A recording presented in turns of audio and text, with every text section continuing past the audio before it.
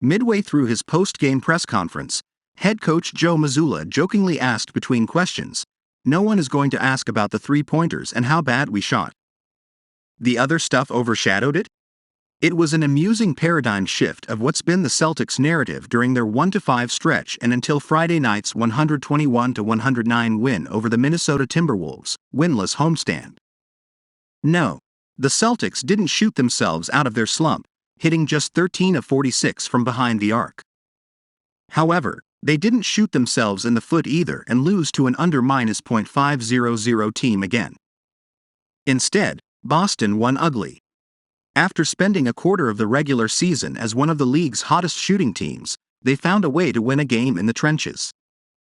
"We were aggressive. We took the best shot, we spaced, and we drove the ball. We did a great job making the right play at the rim, whether it was the layup or the kickouts. We got both tonight," Mazzulla said after the Celtics scored 58 points in the paint. The Celtics rank near the bottom of the league in many of those margin stats.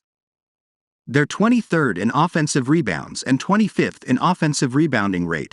Against Minnesota, they grabbed 20 for 20 second chance points without Robert Williams. They're 25th in generating turnovers. The Timberwolves coughed it up 17 times to the tune of 26 points. Boston scores just 14.7 points per game in transition. They ran up 24 points on fast breaks as part of two comebacks in the second and third quarters.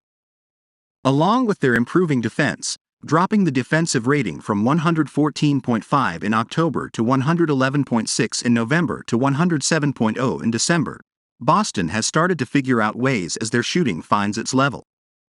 For Jaylen Brown, it was a get-well game and another one of those microcosm examples of what hopefully will grow team-wide.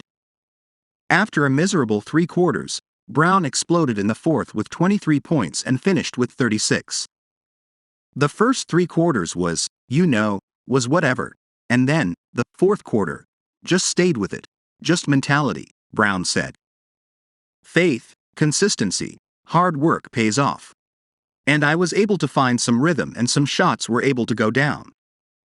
Along with Brown, Derek White got off the schneid with 18 points with 3 assists and 2 blocks. Al Horford hit 5 threes en route to a 17-11 double-double. But first, if you're new to the Boston Celtics news channel, enjoy and subscribe now so you don't miss the latest Celtics news, which we're always bringing you firsthand here. Enjoy and like this video, so that YouTube keeps delivering you as the latest Celtics news. Mazzulla joked after the game that the team is going to be sucky sometimes.